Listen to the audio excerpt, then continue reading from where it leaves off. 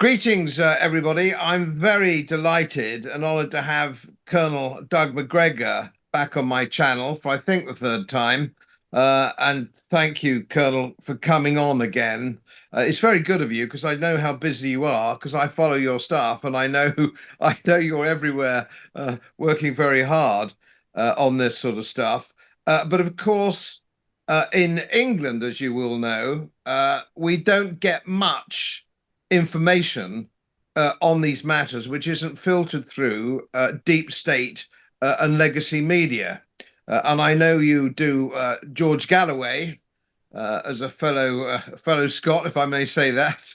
And of course, so the Scots are getting some input, but the English and the Welsh aren't getting anything at all. And I pick up that particular ball and run with it. We were both in at the very beginning on this business, and everything we said that would come about has come about. Perhaps, certainly in my case, my timing was adrift. I was a military historian as well. I was used to a Russian disregard for casualties historically, which, of course, the Russian Federation is not prepared to take, being a very much more modern nation than hitherto. So that's one aspect. And I'd like you to just run us through that. So got the timing right. We've got everything else pretty well right. And then if there's time at the end, I'd like to touch on the Middle East, because that is something also we are simply not getting the truth about, because legacy media, TV and everything is owned lock, stock and barrel by the Zionist cause, including our parliament. And so on and so forth. So I'd like to throw that open to you. We'll start with the Ukraine because that's starting to look like it's coming into its autumnal period. And take us through that, where we've got to, where are we now, and how you think the Russian Federation and Putin might play it out from here. Well, again, we're speculating, and neither of us, as I pointed out before the show began, is on receipt of presidential guidance to the Russian General Staff. And as I mentioned to you, President Putin, sometimes for good and sometimes for not so good, has been a primary driving force in the conduct of these operations in Ukraine.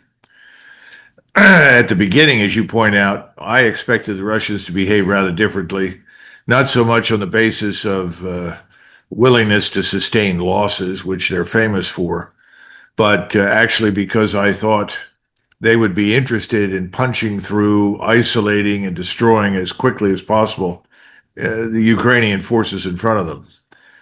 I didn't understand the special military operation. I didn't understand its intention and the thinking behind it. And I think we have to keep in mind that President Putin's overriding strategic imperative from the beginning has been to avoid war with the United States and NATO. And he has tried to avoid taking any action or adopting any measures that might provoke U.S. in specific military intervention in Western Ukraine. So I think that has to be taken into account. So the first law was we're going to move very slowly.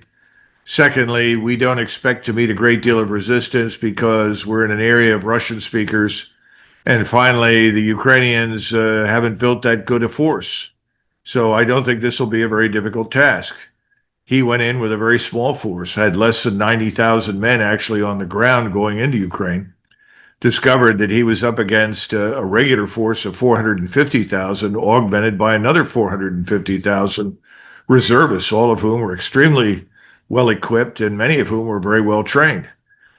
He struggled with this and was looking for some sort of opportunity to end it early.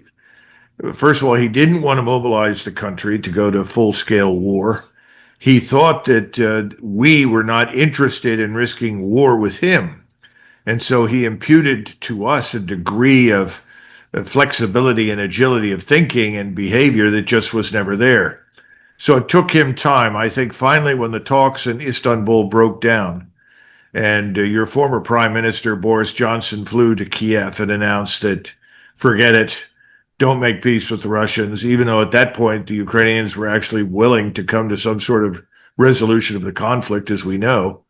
And the individual who initialed the document for the Russians in representing Zelensky and the government was subsequently assassinated.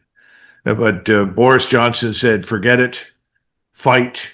You now have the complete backing of the largest silent industrial power in the world, the United States, along with NATO.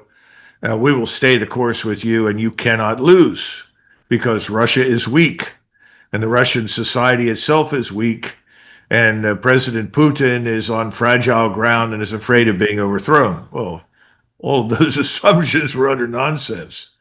And Putin discovers that one thing is very clear. He hasn't got a force that's large enough to do the job.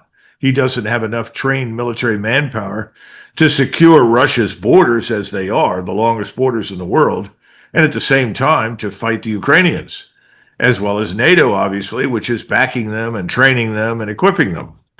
So you go through this period in the summer, and finally there's an agreement. This man, General Surovikin, takes command. Surovikin is a kind of shady character, an Air Force officer, but he understood the impact of linking intelligence, surveillance, reconnaissance assets with striking power from artillery and rocket artillery and aircraft. And he builds a strategic defense. And his argument is, let's build this along the region that we want to retain because it's overwhelmingly Russian, and let the Ukrainians expend themselves pointlessly in attacking it. It's rather similar to the argument that was made to Stalin in 1942, early 42, and then the spring of 43. What we need to do, Stalin, the chief of the general staff, I talked about him in my book, Margin of Victory. He went in and everybody thought he was going to be shot by Stalin because it finally came down to a decision in March, April 1943 to attack the Germans or go to the strategic defense. The Soviets went to the strategic defense, and they defended this outcropping, this peninsula that we call the Kursk salient. And the chief of the general staff, deputy chief of the general staff, actually, he said, this will be too tempting a morsel for the Germans to resist. I tell you, boss, Wurscht, if we do this, the Germans will attack, and they will expend themselves and their resources against our defenses. And once they've done that, then we'll attack. Well, you had something similar in the fall of 2023, and that lasted into the early winter and spring of 2024. And then eventually the Russians began to make deliberate attacks. But they only did this when they had a huge manpower pool, when they built up lots of reserves, because they understood that if you take losses, you have to replace losses. In order to replace losses, you have to have trained, equipped manpower on hand, organized into formations. The Russians understood from the beginning that the war would be won on the strategic and operational levels, not on the tactical level. In other words, the tactical level is important, but it's not decisive. It's how you organize and commit your resources on the strategic and operational levels as part of a succession of operations that wins or loses wars. And so that continued into 2024, and the losses on the Ukrainian side began to mount dramatically. So instead of losing perhaps 50 to 100 a day, the Ukrainians were losing hundreds every day. And eventually this went to thousands and thousands every week. We now think Ukrainians have lost somewhere in the neighborhood of 1.8 million men killed. That's a tremendous number. And within the last 6 to 12 months, the losses have been very high because the Ukrainian military is disintegrating. It's collapsing. It's in the same condition the Wehrmacht was in the last 8 to 10 months of World War II. And it's when armies begin to collapse that they take the heavy casualties because they're trying to withdraw. They're trying to avoid contact. They're trying to set up new defenses.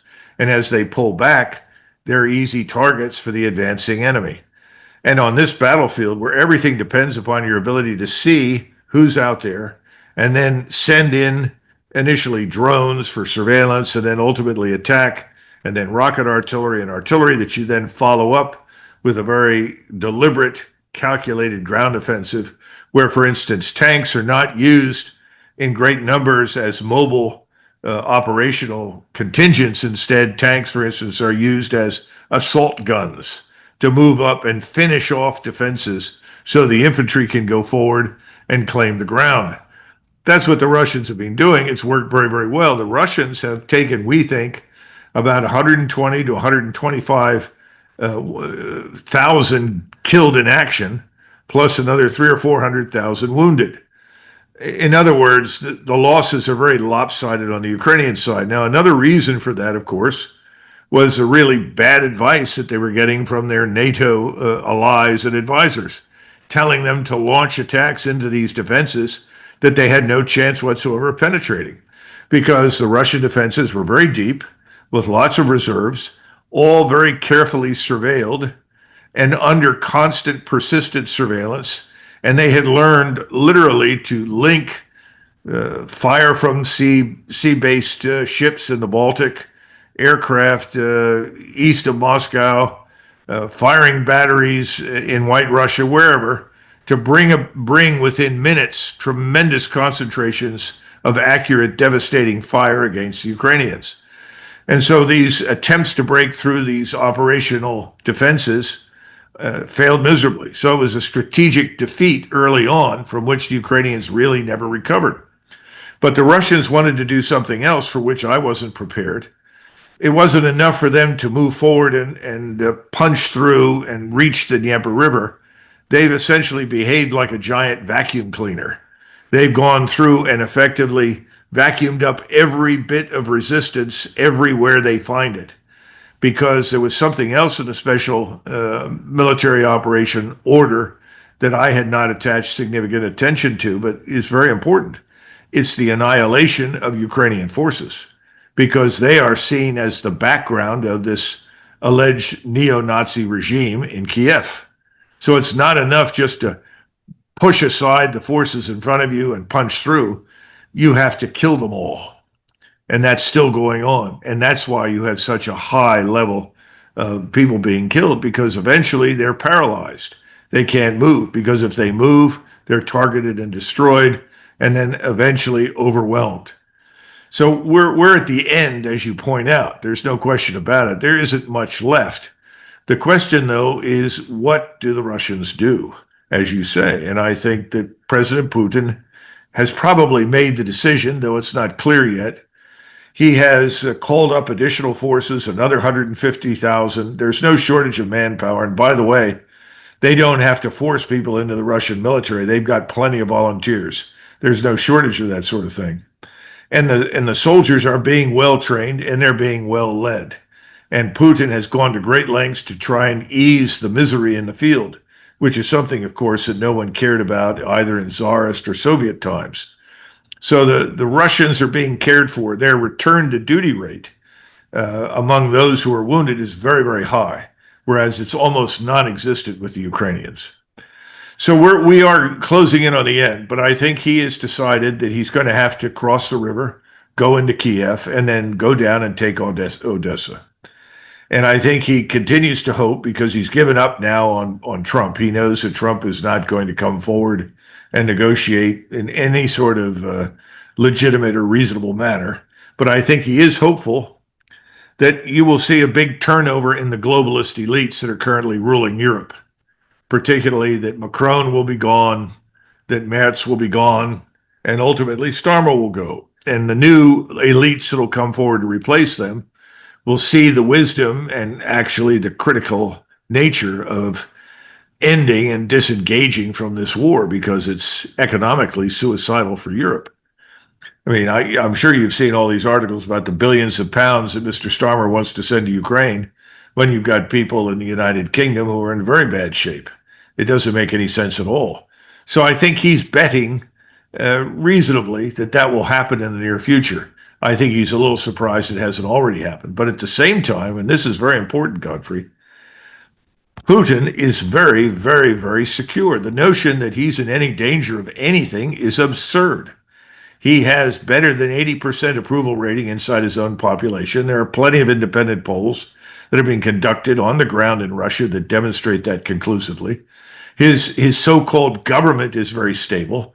The people he's got working for him are, almost without exception, exceptionally bright, well-trained professionals. things that are completely absent from the U.S. government. And he's in no hurry, but he wants to advance without taking any serious losses. So when in doubt, they stop, they target, they destroy, and then move forward when they're confident there's very little left. But they're getting very, very close to the end now. But for him, and I use this analogy for people because Americans do not understand it, Europeans don't.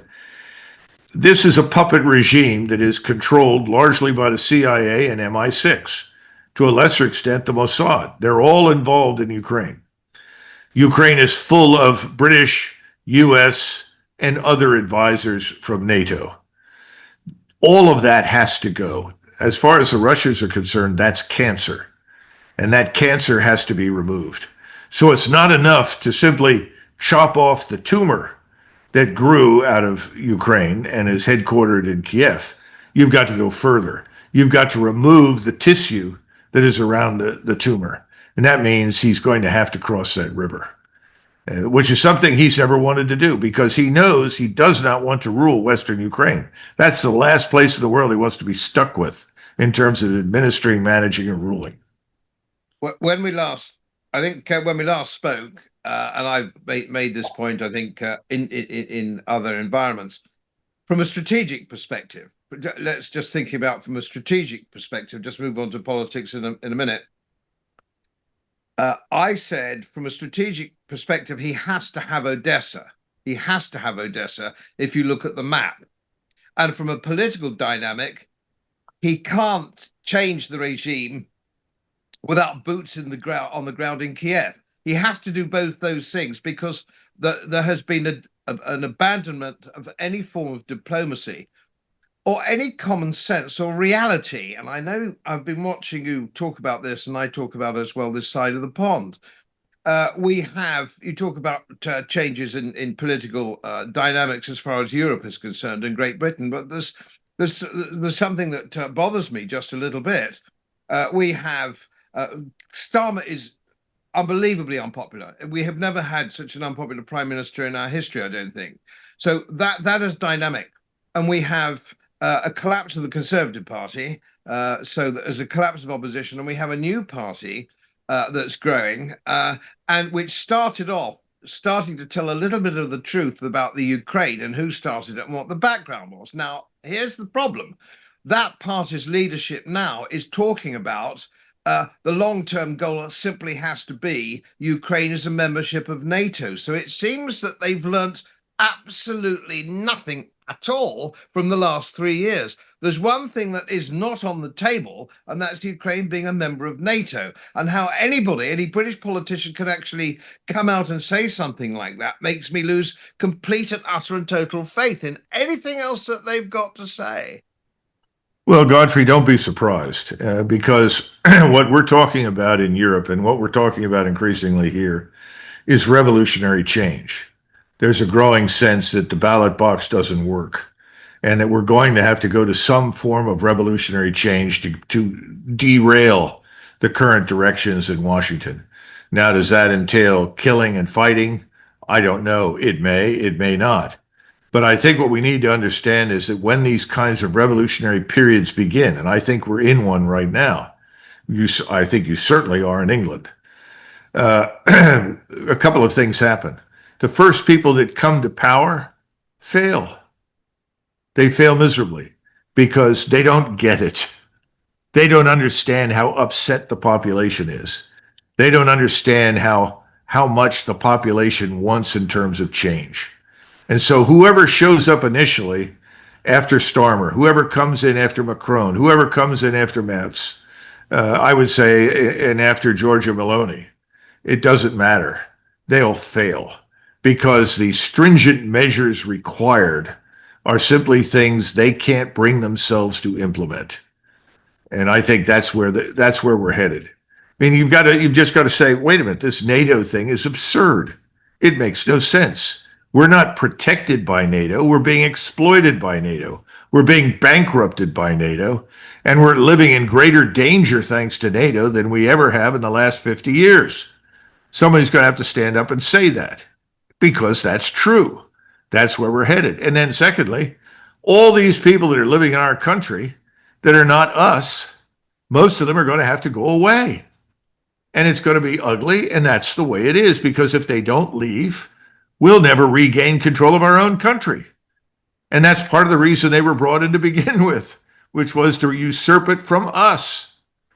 And, what's the right number? Is it 5% can be foreign? 8% can be foreign? I don't know, but it'll come down to somebody who decides that's it, this much and no more. But these things are not measures that new governments are going to be prepared to enact. It'll take much more radical, determined people to make it happen. And I think my generation in the United States is a big problem. I don't know what it's like where you are, but in my country, my generation of so-called boomers, they look around and say, oh, well, the government will fix it, and I got my pension, and, they'll print more dollars or whatever is needed, so let's just calm down. No, they're not going to wake up until the pension is gone, until there are no more checks in the mail. Then they'll wake up. But until that happens, what are they going to do? Not much. So the people that really want change, who are revolutionary in their thinking, they're people under the age of 50 and probably most part under the age of 40. And why not?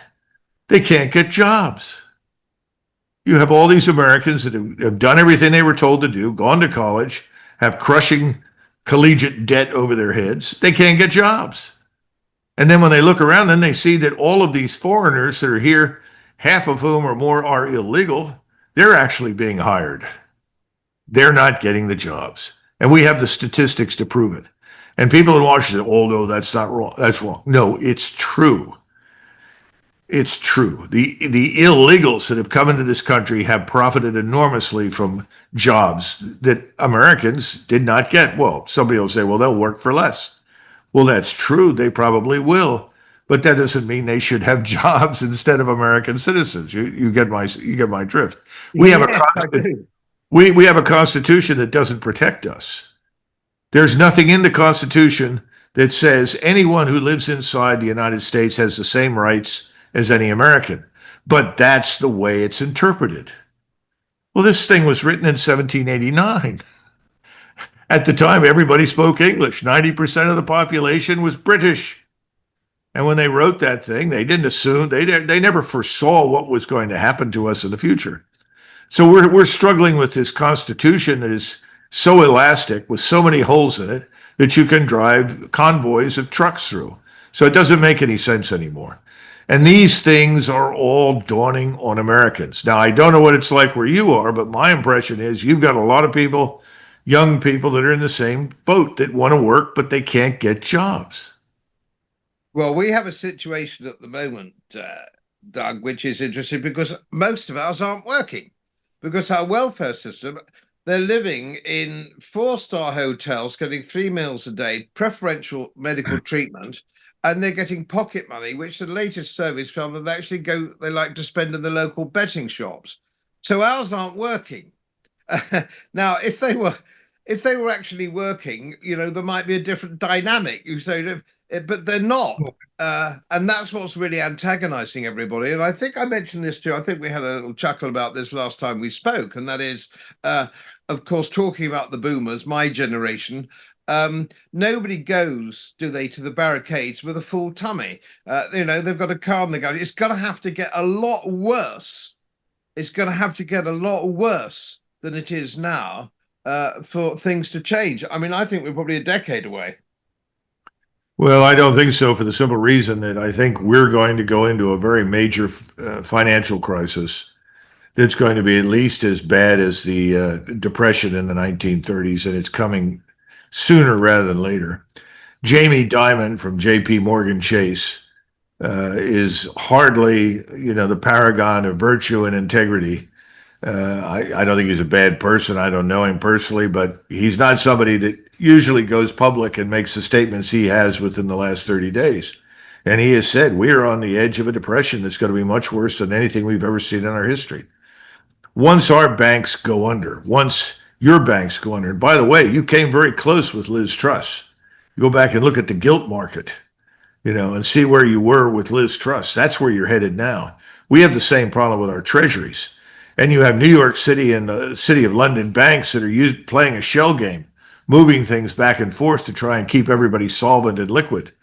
Then you have the gold problem, and I'm sure you've listened to Alistair MacLeod. If you He's a haven't, good chum of mine, yeah. he's brilliant. And listen to him talk about the gold market in London and what's happened there. Listen, these things are all going to stop, and it's not going to take a decade. It's coming much sooner. And the interesting part is that Starmer and his friends and Macron and the rest of them, they've made it worse because they have all evaded the hard decisions. No one wants to stand up and say, I'm sorry, there is no free lunch. All our money is gone. And oh, by the way, everybody that preceded me, along with me, are guilty of having squandered it. Nobody wants to stand up and say that. That's the problem with Donald Trump. He wants to be popular. Everything he said before he was elected and talked about doing, he's failed to do. Doesn't want to do any of it because he wants everybody happy. Oh, it's a golden age and I'm here and it's all me. That's all going to fall apart here very shortly. And this latest trade deal that you did with Donald, I mean, that thing is absurd. You know, it's supposed to be a big windfall for American oil and gas. We'll see. It's not going to help us. It's not repatriating manufacturing capacity to the United States. It's not rebuilding our manufacturing sector. It doesn't make any sense at all. And it's not going to help you. I mean, the whole thing, the whole system, dollar-based system, is a catastrophe. And the dollar itself is become, as my oldest son, who's a pretty good financial analyst, puts it, the dollar has become a virus. You know, you pass on our debt, and then we put you into debt. And then after we put you into debt, we keep you there as long as possible. And we bully you. And if you don't do what we say, we land the U.S. military, and they tell you what to do. This is what the American way has become. That's why you've got BRICS. And you've got people like Orban in Hungary or Fico in Slovakia who figured it out. The Poles are figuring it out. It's only a matter of time until finally Bulgaria, Romania also do, although we were able to jerry-rig the Supreme Court in Romania, remove the candidate that was a nationalist and was anti-globalist, and ensure that we got another puppet in charge in Bucharest. But it can't last. It's not going to go on much longer. So I really think there is hope because it's all going to fall apart.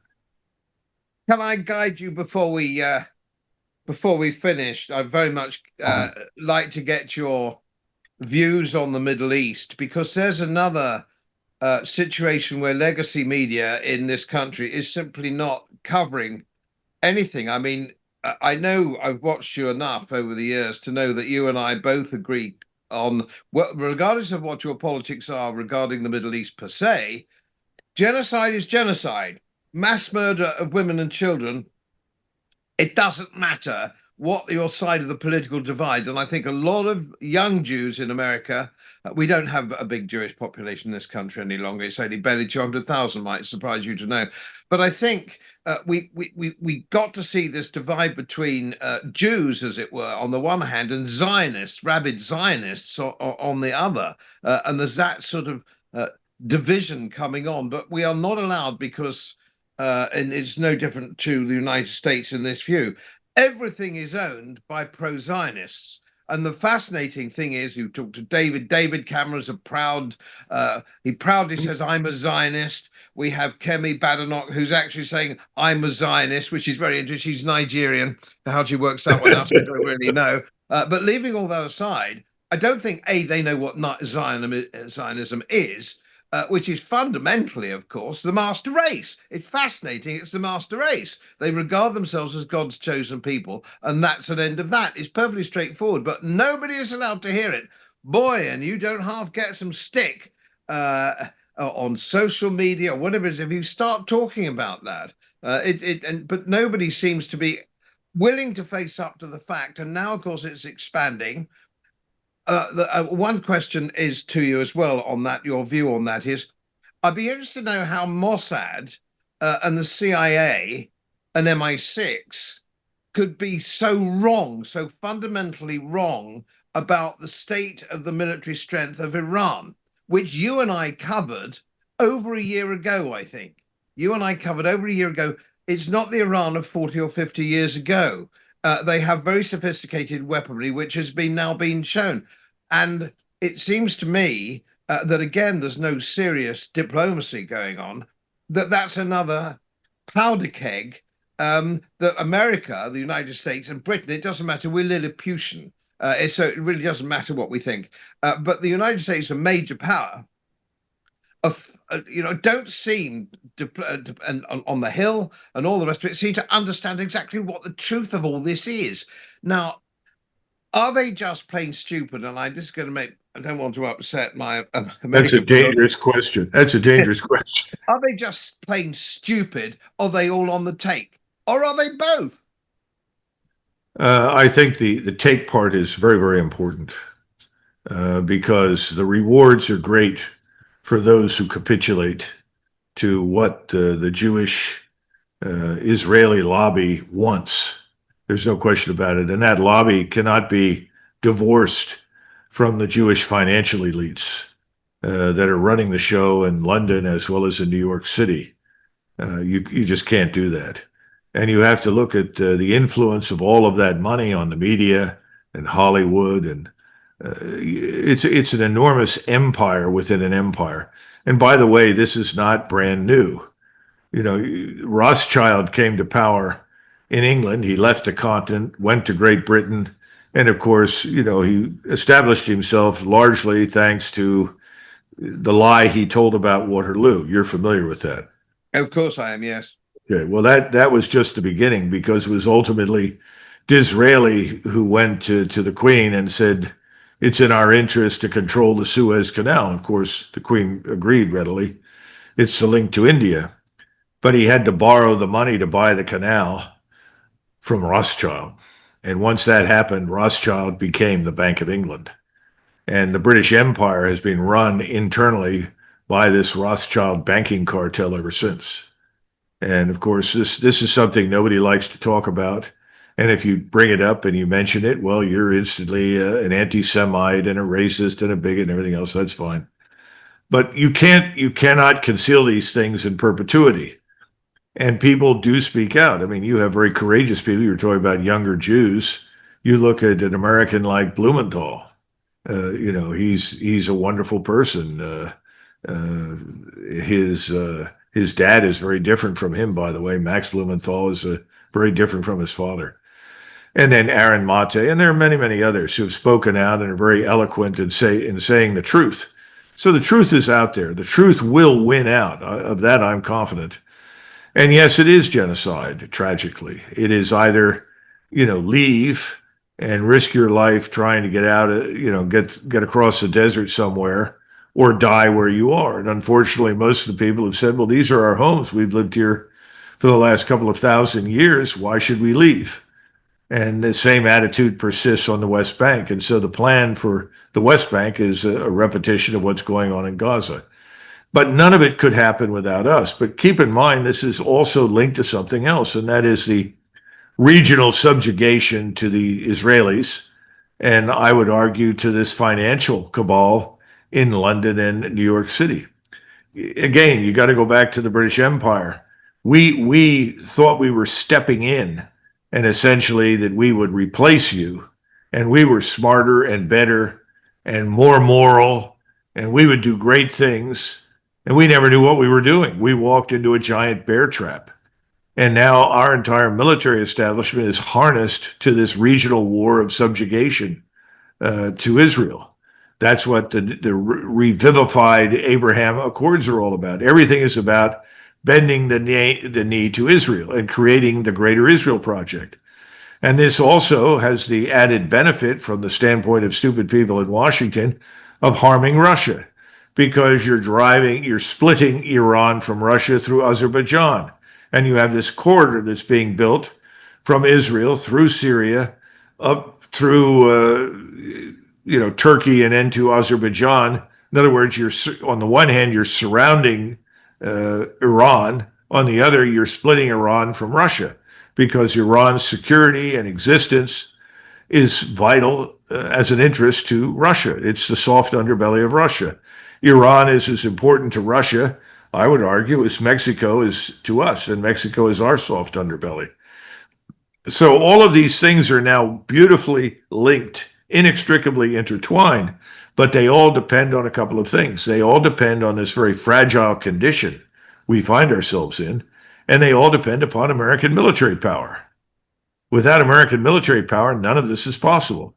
The Israelis don't have the capacity to dominate the region. They don't have the capacity to seize the oil fields and the gas fields from Iran. They can't balkanize Iran. They can't divide it up. They need us for that purpose.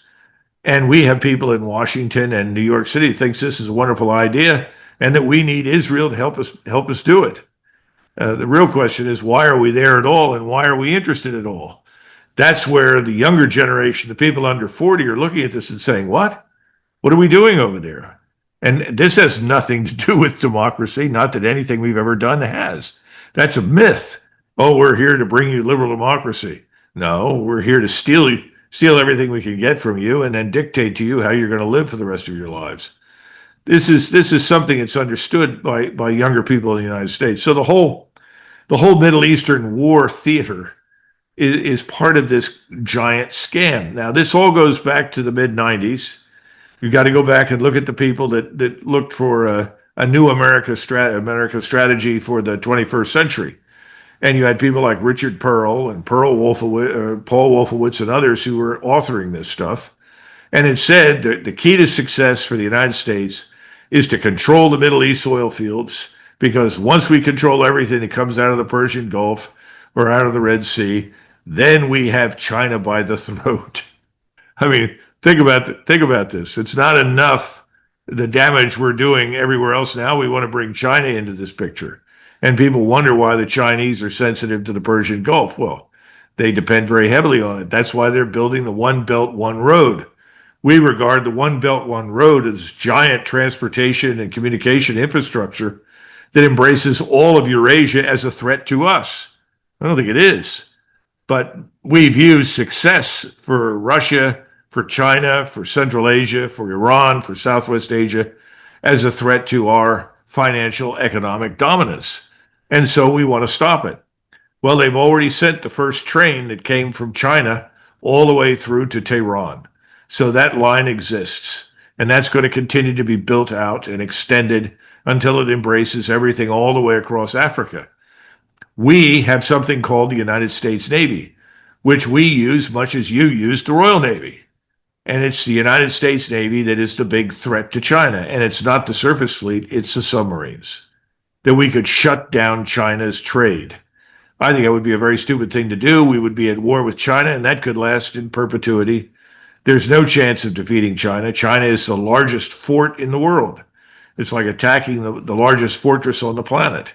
And what do you do at it? You throw rocks at it. It doesn't make any difference. We certainly can't raise an army and transport it safely across the Pacific to attack China. You know, the Russians aren't about to fall apart and give us safe passage across Eurasia to attack China. I mean, all of this is dangerous strategic fantasy, but it dominates the thinking in Washington, and I would argue it dominates thinking in London. You've got people in Whitehall that are part of this. You've got people in Paris as well as in Berlin who are part of this, who think that this is rational, who think that it's even attainable. It's not. It's just insane. But that's where we are. Yes, I totally agree. I totally agree with you. Well, before I nip off and shoot myself, I'd like to thank you again for helping out here, spread the word, explain to people what's really going on in England, because we really, well, there's one or two, but really nobody else is covering this geopolitical, military, global situation. And the extraordinary thing is, of course, I've visited America on many, many occasions. I visited over 35 states, and I travel all over England on holidays and walking holidays and on business and so on and so on. I've never known our governments to be so unrepresentative of all the people I meet. All the people I meet are living lives of quiet desperation, bringing up their children, trying to pay very heavy taxes and all the rest of it. They all feel the same, which is why this government over in England is so desperately unpopular. And sadly, of course, the people who put their faith in Trump realize they've just got another lemon. And Well, it's a great name. I think there are two things worth considering. You know, I wrote a piece in the American Conservative called Versailles on the Potomac, and I compare, you know, the mentality in Washington to the mentality that existed in the 1780s in France, in Paris. And to understand the French Revolution, you have to understand the things that lead to it, but most important, the change in people's attitudes. And the French population finally decided, after decades of what they saw as mismanagement and incompetence, whether it was losing the 7 Years' War to Frederick the Great of Prussia, which was part of the frustration in France. Here's the great superpower France, and here's Lilliputian Prussia that manages to defeat the French, even though they had allies in Austria and for a time in Russia.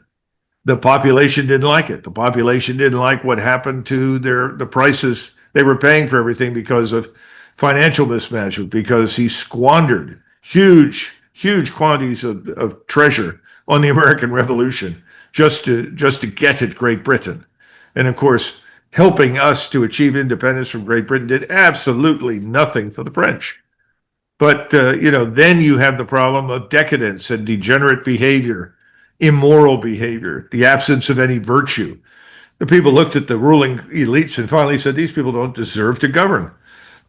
And so you get a change of heart and they remove everybody. It just comes about very quickly, very suddenly. And it all begins with the price of bread that people refuse to pay in Paris and across the country. We don't know what the trigger will be, but we're in a very similar situation here. All of our military adventures overseas have been catastrophes. The only exception, of course, was the Gulf War, Gulf War I in 1990 and 91. The reason that was successful is that, first of all, we had all these forces on hand, so we did have the capability to do what we did, but more important, you could justify it because people said, well, this man, Saddam Hussein, should not have control of all the oil fields on the Saudi peninsula. And it was eminently possible that he could just keep right on moving, move down the edge of the Persian Gulf, occupy all the oil fields, and then he's got his grip on our jugular vein, and we're in trouble. So you could justify it. We were modest in our war aims, perhaps too modest, but we didn't overreach. The problem after it was over is we didn't learn anything from it, and we didn't know how to exploit or utilize effectively the political capital we'd gained.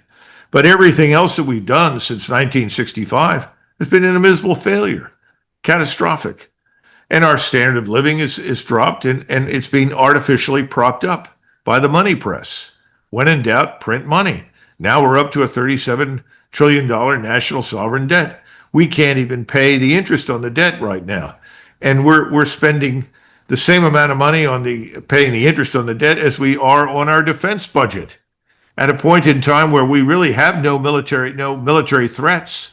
We're dreaming them up. We're creating them. We're cultivating them. The whole thing is a scam. It's not going to last. So I think we have to understand, when you look at the French Revolution, the attitudes of people then, what you're describing in Great Britain, what we have right now in the United States, all of this is very uncomfortable to look at. And I tried to put that together in the article to get people to understand, don't underestimate public disgust and contempt. You were talking about a full volley. Well, that's part of it.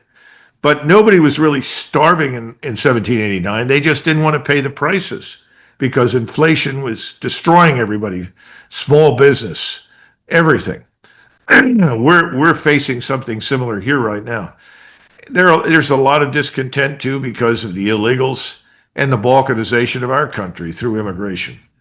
All of these things are going to come together. They're going to converge and produce the storm of the century. It's coming. We're going to have to go through it. Will we survive it? I think we probably will, but we'll come out a little different on the other end of this. There's no question about that. But this myth of liberal democracy is about to die because we're governed not by an hereditary aristocracy. We're just governed by the top 1%, the billionaires and trillionaires who are buying up Congress and buying up the White House and buying everything else up. And that's unacceptable. And I think more and more people in our country realize that. So it can't last.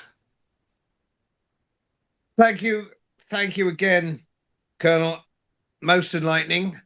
and I hope we can have a chat maybe in 6 or 7 months' time and see how further. I think we'll have some solid information about the Ukraine settlement by that stage. I can't see it going for very much longer. But don't you think that we'll all just walk away and then stop talking about it because we've lost it? That's what we did after Vietnam. The Vietnam solution. Yeah, I think that probably will happen. And then, of course, history would suggest the United States will go on to the next war. Except we're broke. You know, we're in financial ruins. We're living day to day on a myth. We have no manufacturing base. Somebody said to me, "Well, look, we came out of the Depression." I said, "Of course we did. We had the largest manufacturing base in the world at the time. We had the largest skilled labor force in the world at the time. And by the way, we were demanding that Britain and France and others that owed us money from the First World War pay us in gold." Think about that. So when FDR defaulted, and he did in 1934, and went to the creditors and again in 36, they called it restructuring the debt. Restructuring the debt meant we can't pay it. But everybody knew at the time they'll come out of it. America will come out of this because look what they've got.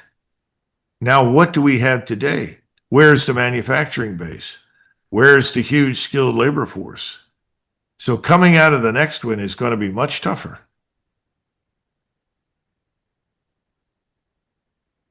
Speak to you in 7 months, Colonel. If we're both still alive. Well, God bless everybody in Yorkshire, which I assume is where you're talking to me from. Yes, indeed, as always. Yes, thank you. Yeah, the Yorkshire people are my favorite Englishmen. Well, I extend the same invitation to you as I did when we last spoke. Whenever you're here, we've got a nice little cottage on our small holding, and you and your missus are very welcome. We'll try and do it. She's heard you, and she says, "Let's go tomorrow morning." So we'll see. Thanks a million. The good news is, of course, we live in a little corner which hasn't changed. Oh, God bless you. That's wonderful. You won't.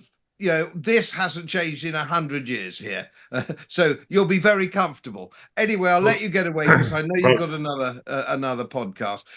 Speak to you soon, and thank you again. Right. Bye-bye. Bye-bye.